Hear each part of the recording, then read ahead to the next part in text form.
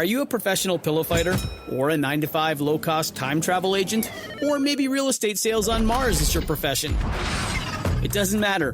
Whatever it is you do, however complex or intricate, Monday.com can help you organize, orchestrate, and make it more efficient.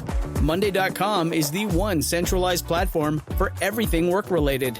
And with Monday.com, work is just easier. Monday.com, for whatever you run. Go to Monday.com to learn more. If your roof starts to leak or your floor's really squeak, you live in a money pit. Money pit. If your basement needs a pump or your place looks like a dump, you live in a money pit. Money pit. Pick up the telephone, fix up your home sweet home by calling 888 Money Pit. The Money Pit is presented by FineTape.com, DAP Wall and Cavity Foam, and Super Flapper by Fluid Master. Now, here are Tom and Leslie. Coast to coast and floorboards to shingles, this is the Money Pit Home Improvement Show. I'm Tom Kreitler. And I'm Leslie Segretti. Now is a perfect time to be working outside your house or inside, but if you want to get a few things done before the really chilly winter gets here and you got some questions because you're stuck on a project, you don't know how to start the project, you didn't know you needed a project, whatever's on your to-do list, whatever's crossing your mind about improving the space you call home, we would love to help you solve it. So give us a call right now with your questions at 1-888-MONEYPIT, 888-666-3974, or just go to moneypit.com/ask. Coming up on today's episode, mold growth often becomes a problem in cool and damp weather. So we're going to share 10 tips to spot and stop mold from taking hold in your house. And are you looking to seal up those drafts and cut down on your heating costs this winter? Well, we've got a new solution that makes sealing your home easier than ever. We're going to tell you about DAP's latest product and how it insulates your home in minutes. Plus, have you ever felt a chill coming from your windows? Well, one affordable type of window covering can actually help to warm up those areas. We'll share that toasty option. But first, we want to know what you want to know. It's our job, it's our mission to educate, inspire, and help you build confidence on all of those projects that you just want to get done. That's right, but your job is to help yourself first by reaching out to us with your projects and your questions. And you're going to get the answer to your home improvement question, but you're also going to get a chance to win big because today we are giving away a Cuisinart outdoor wok station to one lucky listener who reaches out with their home improvement question. I mean, this is an awesome outdoor cooking tool, so good luck, you guys. It absolutely is, and we're going to draw a name from those that reach us for today's show, and if that's you, we'll send the wok station to you, and then you can invite us over to your house when you cook up a great meal with it. So give us a call right now. Please. The number here is 1-888-MONEYPIT, or again, moneypit.com/ask. Let's get to it. Now I've got Michelle on the line. What can we do for you today? I have this huge flower bed right by my house, and it's about as big as a one-car garage. Anyway, I know that it's to be sloped away from the house, but I was wondering if I have a raised flower bed, how far that raised flower bed should be from the house. That's a great question. Sometimes people put it right against the house, Michelle, and then it's great for the flowers, but it also holds all this water like against your foundation, and it can cause flooding in lower levels, like crawl spaces and basements, or it can even damage your foundation. So the flower bed is fine, but you need to make sure you essentially need to build it on a hill, in the sense that what you want to do is establish the grade that slopes away from the house first. And then once that grade is established, then you could plant flowers or shrubs or, whatever else you want to do. What you don't want to do is kind of have like an edging around the outside of the bed, so that a lot of times you see that people will use like railroad ties or like scalloped bricks or block or something like that, and think of it as a trough that they build around their house, and that's what happens. It holds water. So just don't impede drainage, good flow of water away from the exterior wall, and you'll be fine. Okay, well, thank you so much. You're welcome, Michelle. Thanks so much for calling us at 888-MONEYPIT. Now we've got Doug in Rhode Island on the line who's dealing with a water issue. Tell us what's going on. All right, what happened was the water service was turned off for a day. When it was turned on, we received a lot of dirty water with a lot of grit, and it seemed to be causing a problem. Well, not a problem. I'm concerned if it could be a problem. There's a lot of grit and sandy sediment in the water tanks behind the toilets, and Okay. I don't know if that's going to be an issue. I don't think so. Here's what you need to do. First of all, the fact that you had like some dirty water, some brown water, some gritty water after pipe work was done is not really that unusual. You do have to flush it out. Here's something, first of all, before we get to the toilet, you may have forgotten to do, and that is I would recommend you take off the aerators from the sinks in the bathroom and the kitchen, because those screens will sometimes trap a lot of that debris behind it, and that will reduce your water pressure over time, especially if some more dirt comes down the line. So I would take those aerators out and flush them out. Just keep in mind that sometimes they come apart in like 3 different pieces, but it's like a Rubik's Cube to try to get it back together. So just remember how you disassembled it and put it back together and clean those out. As far as the toilet tank is concerned, the only problem is that sometimes if you have a lot of grit in it, it will wear on the flush valve, which is the flapper on the bottom of the tank. If you want to just be sure, what you could do is turn the water supply off behind the toilet, go ahead and flush it a couple of times, get all that water out of the tank, and if there's any sand like lying in the bottom of the tank, just kind of wipe it out, clean it up as best as you can, and then just turn the water back on. You'll be good to go. Okay, I appreciate it, and you're correct. I did have one aerator that it interrupted the flow, the pressure. All right, but you knew enough to take it apart and get it cleaned out. Good man. Yes. All right. Yeah. Well, there you go. Thank you very much. You're welcome, Doug. Good luck with that project. Thanks so much for calling us at 888-MONEY-PIT. Thank you! I couldn't have completed this project without a little extra coffee. And since I brush with Colgate's Pro Series toothpaste with an expert-level whitening for a vibrant glow, I could show up to set each day camera-ready and smiling wide. Well, Kelly, looks like a little Colgate gave you a lot of confidence. Colgate Optic White. Find it at all major retailers. Susan in Texas has some concrete that's cracking up. Tell us what's going on. Yes, I have a curb out front of a 1955-year-old home, Okay. and the curb is cracking in spots and going down like in a slant, and I didn't know what I need to do to repair that. Then this is your responsibility and not the township's? Yes, I've called several times, and everyone says it's my responsibility to fix it. I just, they say when you sell your home, the curb appeal, and I have my curb is messed up. Your curb appeal's got to start at the curb, and you keep calling and getting the same answer, so I guess you're kind of stuck with it. Right. Well, listen, there's a couple of things that come to mind. First of all, when you say it's like slanted and sloped, if it's settling, then it's going to have to be torn out. If it's just cracked, there's a lot of ways to fix the cracks. Quikrete has a number of good products that are designed exactly for that. There is a crack seal. There's a crack repair product that's kind of like a caulk. There's also a resurfacing product. So if it's spalled or deteriorated, you can resurface it and it will stick to the old concrete and come out looking quite nice. So there certainly are products to make what you have look better and work better. But if the whole curb is structurally sinking because sometimes water gets under it and that kind of stuff, then that's the case where you'd have to tear it out and have a mason build you a new one. Okay. But that Quikrete is pretty easy to do. Absolutely, yes. Take a look at quikrete.com. They have lots of great videos there. They'll walk you through exactly what you need to do. Just search for crack repair. You'll see there's many options depending on the thickness of the crack and what you need to achieve, okay? That is wonderful. Thank you so much. Good luck. Thanks so much for calling us at 888-MONEY-PIT. Do you love learning about home improvement on our podcast? Well, we love bringing you all the latest tips and tricks. And if you want to make us smile, leave us a 5-star review on Apple Podcasts. Just go to moneypit.com/review. Hey, if you've got a question to ask us about your home, we've got a great reason for you to do that, aside from getting a terrific answer. And that is because we are giving away an outdoor wok station today from our friends at Cuisinart. This delivers cooking versatility. You can create fast, fresh, and fabulous meals in minutes. It lets you deep fry, saute, boil, sear, griddle, braise, and even more. Now, it includes a premium 14-inch round bottom hand-hammered carbon steel nonstick wok, but it's also got a great burner system.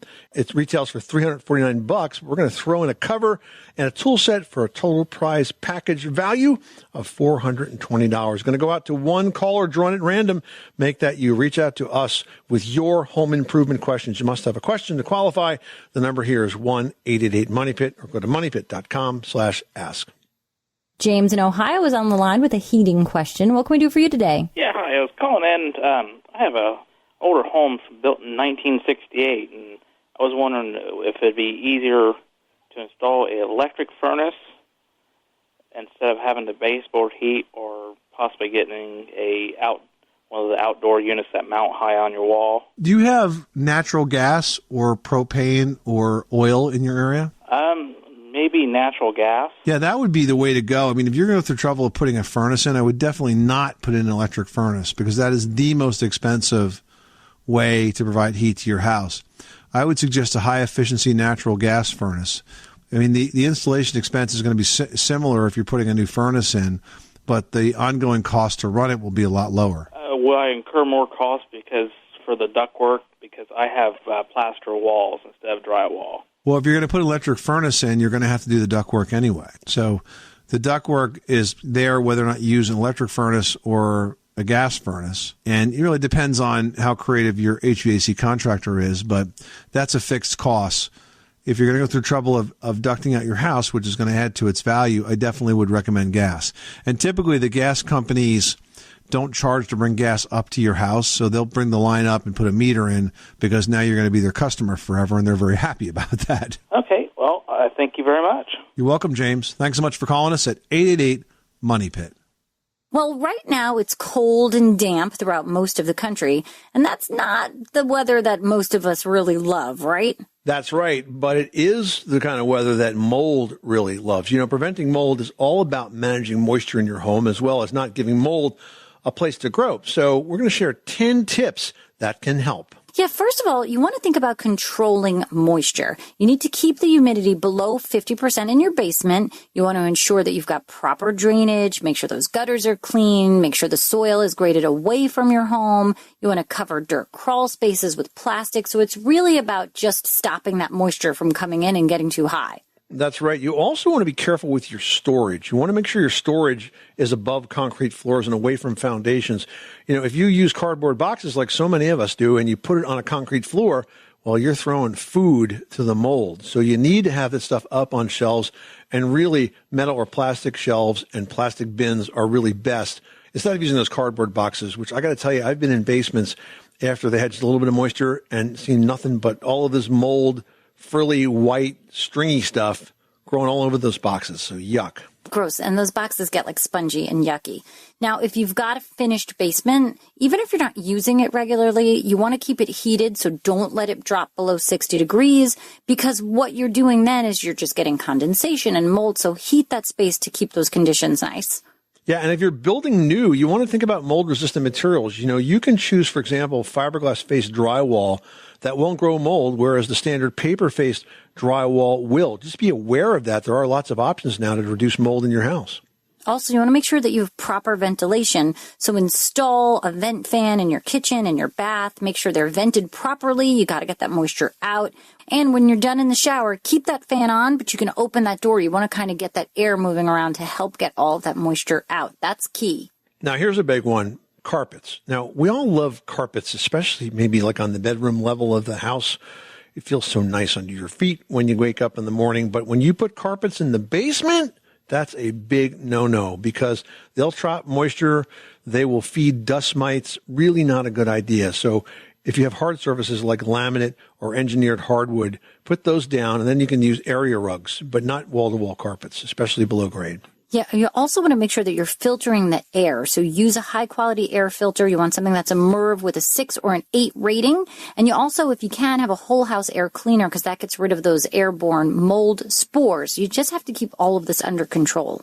Let's talk about your heating and cooling ducts. You know, I've had this happen in my house, Leslie, where the air conditioning ducts in the attic started to condense. They were so cold when the warm, moist air hit them, they would condense, and we would get dripping water off of those ducts that would form a leak stain in the ceiling.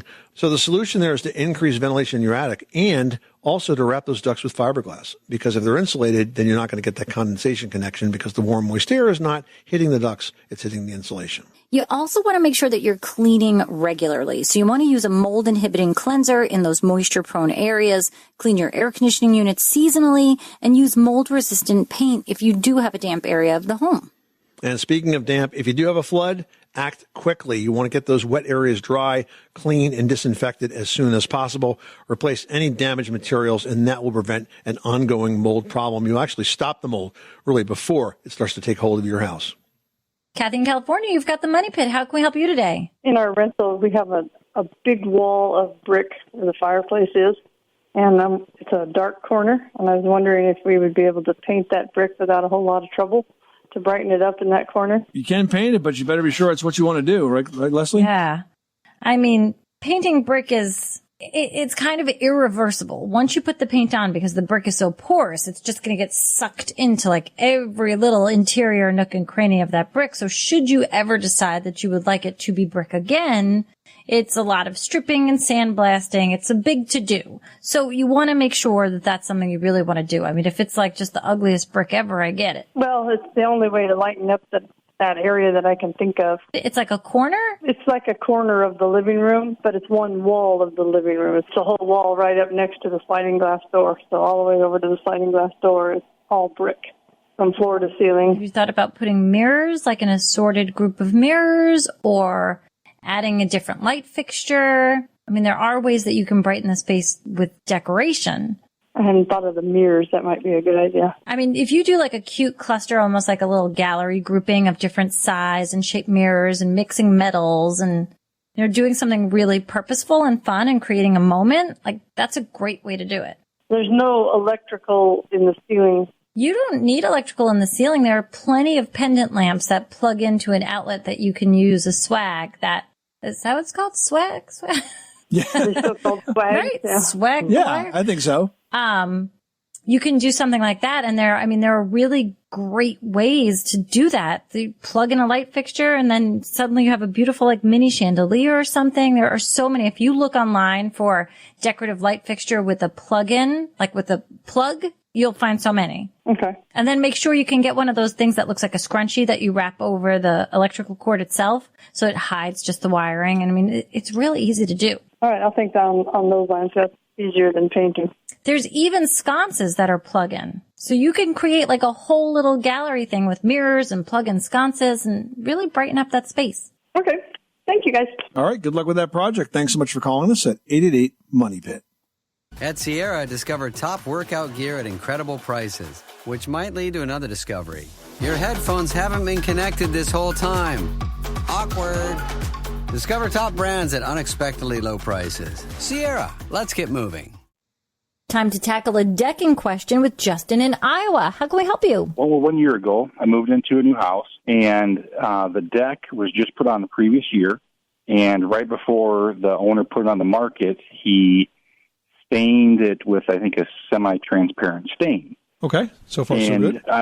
I would like to use a solid color stain if I could to redo it. So I'm not sure. Can I do that, being that there's already a stain on there? And in fact, solid color is a good choice. We typically do recommend that because it has more pigment and it tends to last longer. So you want to make sure that you clean the deck very well because we want to make sure there's no moss, mildew, or algae attaching to that deck. Let it dry equally well, and then you can apply the solid color stain right on top of the semi-transparent stain. Sounds easy enough. I really appreciate it. You got it, Justin. Good luck with that project. Well, with chilly weather already settling in across most of the nation, sealing up drafts and cutting down on your heating costs is top of mind. Spray foam is a great way that you can do just that, and DAP has a new solution that makes this project easier than ever. That's right. It's called DAP Wall and Cavity Foam, and it features a wide spray adjustable applicator for both horizontal and vertical spray jobs. With us to talk about the new line is Dana Chin from DAP. Welcome, Dana. Thank you so much for having me. First of all, spray foam, we said that it's a great way to cut drafts, and that we should explain why that is, because with spray foam, you apply it and then it expands to fill in all of those voids where air is leaking in, right? That's correct. It can save a user up to 30% savings in energy costs. Wow, that's a lot. And I think the reason for that is because not only are we lowering the temperature inside of our house by virtue of those drafts, but I think that people react to that feeling of a draft, right? And they probably run to their thermostat more than they normally would if it was just kind of set at a comfortable level. So they immediately counter that feeling of discomfort by turning up their heat, probably more than they need to. Right. So they're not getting at the source of the issue, really, which is the draft somewhere. So I think what's so great about the new updates to the DAP Wall and Cavity Foam is the smaller 20-ounce can. So it really makes it very homeowner user-friendly. So when you kind of figure out where these drafts or where these sort of air leaks are coming from, you can address it yourself. True? Yes, that wall and cavity 20-ounce aerosol can is really good for advanced DIYers and homeowners so they can solve the issue themselves. But beyond that, it's also good for professionals, general contractors, remodelers, installation pros, weatherization pros. So it runs the gamut. I think the thing that makes this really unique is the fact that it can actually handle horizontal and vertical applications. That is a challenge for a aerosol sort of driven product, to be able to put that material where you need it. And with your applicator technology, especially the wide spray capability, it really makes it possible to spray this stuff exactly where you need it to target that draft source exactly, correct? Yes, the 20-ounce can comes with a patent-pending applicator. And just what you said, you can adjust the applicator for horizontal and vertical wide spray patterns depending on the user's preference of how they want to spray. The wide spray pattern also extends 6 inches on the initial spray and has a flow controller to give the user more control over the dispense rate. Yeah, so you can put it exactly where you want it. You don't have to worry about overspray, which is, inefficient, it's wasteful, and it's also kind of sloppy when it gets all over the place. I just love the control that you guys have built into this, because I've used spray cans for my entire career, and I've never seen anything that works as well as this. Yeah, it's for those targeted, smaller and harder to reach areas. Exactly what you're saying, those key applications that include rim joists and really like touch up from those larger projects like wall cavities, attics, crawl spaces, things like that. And it's really good with overhead spraying as well. Now, how about its thermal insulation? Are we getting a lot of benefit out of this? Does it equal an R value to something else we could apply? The R value is greater than a 1 component, but it's not exactly a 2 component, but it has a really good R value of 4.1. Mm-hmm. Yeah, that's a lot considering the thickness that you're applying with this. So 4.1 is a good addition. I think for most of the value, though, is the fact that it seals up, expands and seals that draft and stops that cold air from getting in. So it's not just the thermal insulation. I think the real important point is that it's going to plug that hole. If you've ever done a blower door test on a house, is where you pressurize the house or depressurize the house, you can actually figure out every gap that's in that house. And it always amazes me, because one of the ways they point this out after you do a test like that is they're able to take all of that air that gets in and calculate what that represents in terms of a hole. And what I found is that you could have an average house, when they calculate all the places that the drafts come in, that's equatable to like a 36 inch by 36 inch hole in your outside wall. That's how much air is getting in, if it only had that one place. So the fact that you're identifying and targeting each of those drafts in a very convenient and effective way makes this very usable and very helpful for comfort and for energy efficiency. So where can we find the product? Where is it distributed? You can get it at select Home Depot stores as well as Menards. Terrific. So again, the product is called DAP Wall and Cavity Foam, and it's available now in a 20-ounce handheld can. It is ready to go, easy to use and ready to go. Ready to spray. Ready to spray. Dana Chin from DAP, thanks so much for stopping by the Money Pit. Thank you. We've got a great reason for you guys to reach out to Team Money Pit besides helping you out with your project.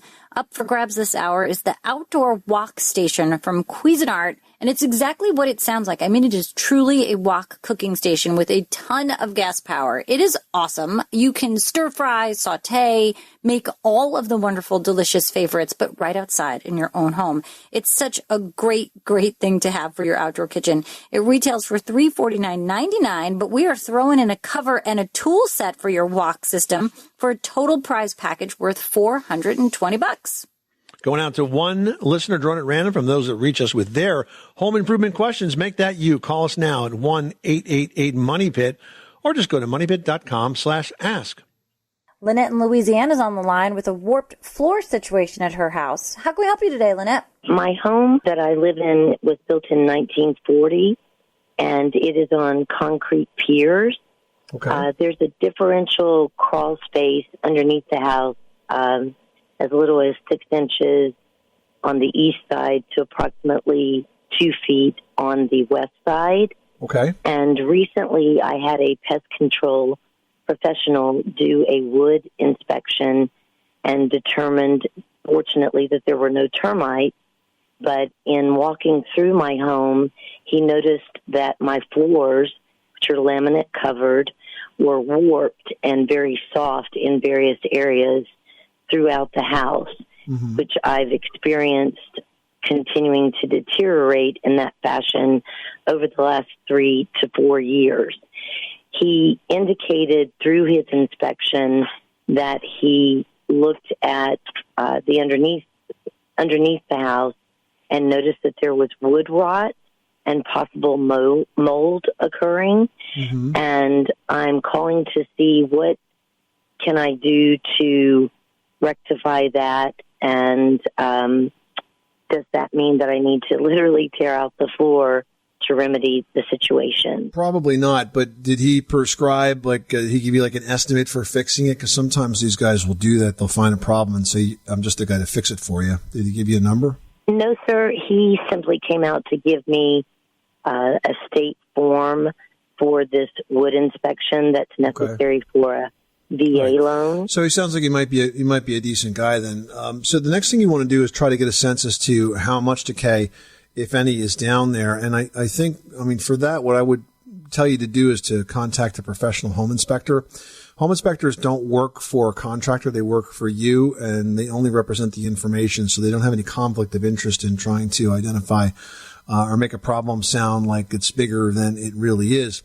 Sure, it's not going to be unusual for a house in your part of the country to have some decay or some potential mold growing on it, but I want to get a sense as to how bad that is. Are the floor joists completely rotten? Is the subfloor rotten? How much mold are we talking about? If you've got a couple of feet on one end, then you can probably get pretty far into that, and then with a high-powered flashlight, you can work your way down as far as the eye can see. If it turned out that you had to do work on it, typically what you would do in that case is you would trench that area where the grade goes up to, as you say, 6 inches, so that you can actually kind of go back and forth and work on that space. Once we know exactly what's going on, then we can talk about treatment options. And so if there is actual decay, and if the decay is bad enough to warrant some structural repairs, then that would be done from the crawl space. In terms of the floor itself, if that subfloor was really badly rotted, you'd have to take that apart from the top. But, if it's not really that rotted and maybe you just got a decayed joist or two, you may be able to make that repair from the bottom. Worst case scenario is you tear out all your floors, but I think that's really extreme, and I wouldn't even think about that until I had a lot more information. Now, the lumber can also be sprayed and treated to stop any decay or mold growth that's going on right now. And then you can also, when you're all done figuring out what caused this and what you're dealing with, you want to make sure you get better ventilation in that crawl space so that you don't have this problem reoccur.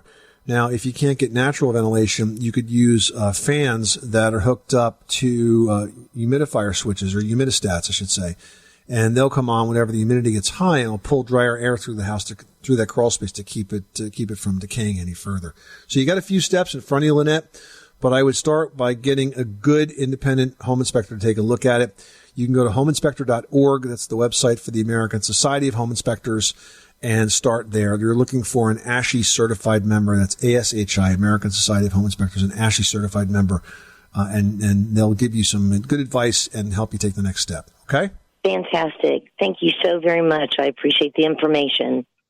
Well, with fall comes the start of the season of chilly drafts, right? Having good energy efficient windows can obviously help you cut down those drafts. But for those that sneak through, your window coverings can also play a role in making sure that you feel more comfortable. Yeah, that's right. And here's why. Not only do you feel cold because outside air is sneaking in, sometimes what you call a draft is really just caused by convection. Because as the warm air inside your home hits that cold glass of the window, it's chilled and then falls downward, causing what many folks think are drafts. But it's not. It's really just the convection of the airflow. Yeah, and one of the best solutions is also one of the simplest, and we're talking about cellular shades. They kind of look like a honeycomb, and as it gets colder, those pocketed shades help to insulate your home by trapping the frosty air at the window, and you can choose between a single, double, or triple cell to pick the right level of insulation for you. And in the summertime, those very same shades can actually cut back on the heat in your home by almost half. That's huge. It really is. Now, you can also combine cellular shades with drapes or curtains for an even stronger barrier against the cold. And remember, warm sun shines in from the south and west. So when it comes to adding layers, windows facing north and east should be your top priority. Mike in Arkansas is on the line with a flooring question. What can we do for you? Okay, yes, I decided to replace my carpet and ceramic tile throughout the house, with the exception of the bedrooms. Now I went with luxury vinyl plank. Now the bottoms of my door casings, I have about anywhere from a 1/4 inch to almost an inch gap, especially the areas that I had to use backer board for the ceramic tile. So how can I close that gap and make it look good? So the trim, there's a gap between the bottom of the trim and the top of the floor? Yes. Okay. There's a type of accent piece for trim. It's called a plinth block, Plith, plinth block. And it's kind of like a square block that you can put at the bottom of the casing, and it's a little bit wider than the casing. And it looks, if you do it right, it looks like it always was supposed to be there. You know what I mean, Leslie? Oh, yeah. I mean, they're really made to look like they were intentional, if you will. And it's called a plinth block. Plith, yeah, plinth block. Okay. Yeah. I think that'll solve it for you. Yeah, sometimes they're called rosettes. All right, I will give that a try. Thank you so much. Harry from Wisconsin reached out to Team Money Pit and says, I'm seeing a lot of offers from companies that clean chimneys. How often should I have the chimney inspected and cleaned? Yep, that's certainly very common this time of year. I mean, generally speaking, you want to have your chimney inspected and cleaned at least once a year, preferably before the heating season, because that regular maintenance is going to prevent a whole host of problems, Harry, like creosote buildup, which can cause chimney fires, and it helps ensure the chimney's free of blockages and in good repair. Now, a professional chimney sweep can perform the service safely and effectively. If you use your fireplace frequently, you may need to have more frequent cleanings. This kind of inspection can also help identify any structural issues like cracks or damage that could lead to more significant problems. But be aware that in the chimney sweep business, there's a lot of companies that will exaggerate or just plain make up problems. So if that happens and they declare that your chimney is super dangerous and is going to have horrible things happen, if it's not immediately like torn down and rebuilt or has some major repair, get a second opinion from an impartial expert like a professional home inspector. You'll be glad you did. Yeah, because an inspector definitely just assesses the situation and is not charging you for a repair.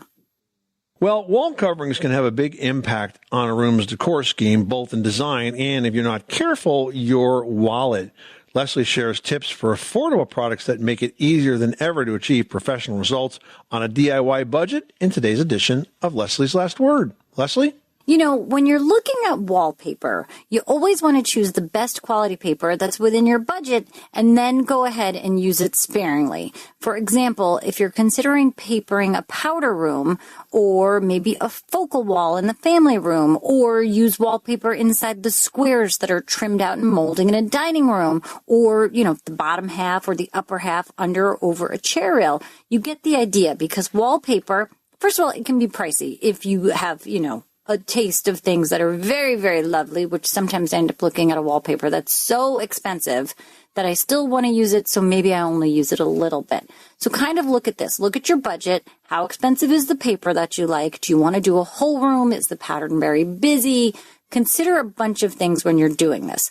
Another fun idea is a wall mural. Now, you can have a great picture or a piece of art or something printed on a pasted wall covering or a sticky vinyl that could be like a repositionable wallpaper, and you can use that in a room. And it doesn't have to just be a kid's room. Like in the family room, you can do an awesome picture of like somebody on a ski mountain or something really cool, somebody surfing, and that really sets the tone for the space, and that doesn't have to be super expensive either.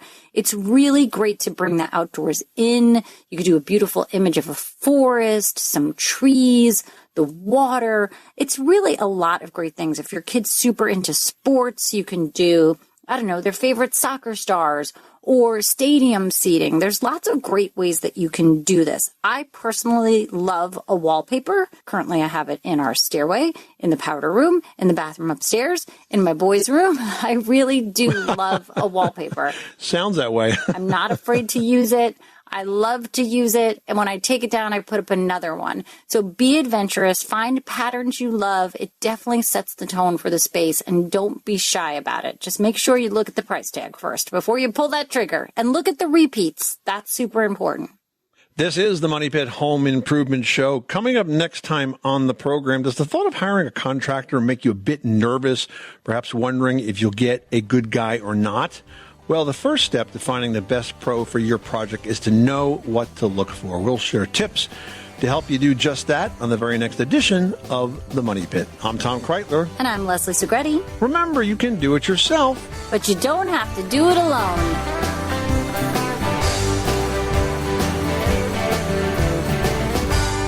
You live in a money pit.